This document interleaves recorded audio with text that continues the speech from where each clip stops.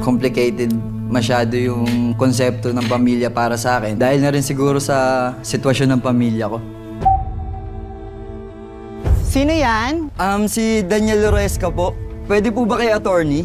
Inaantay na po kayo ni attorney. May idea ka naman siguro how busy I am. Kaya hindi kita matututukan sa pag-tutor mo sa kapatid ko. Mapagkakatiwalaan ba kita?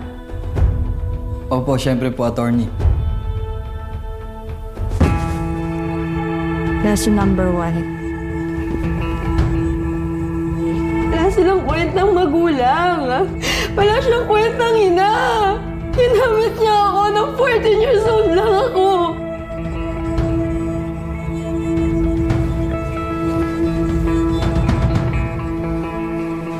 Kaya nung kilalanin ko siya para maintindihan ko kung saan nanggagaling yung galit mo. Gusto ko lang naman siyang makilala. Mahirap ba yun? Kung sa tingin mo, nakakulong ka dun sa bahay, may isa pang paraan. Nakita ko sa kwarto ng ate mo yung papers niya na pwede mo na makuha yung trust fund once na mag-18 years old ka na. Magpakasal ka.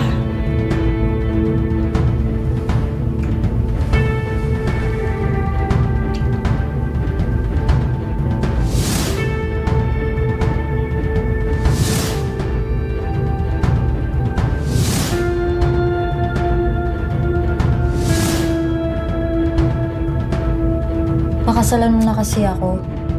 Angkinin mo na ako.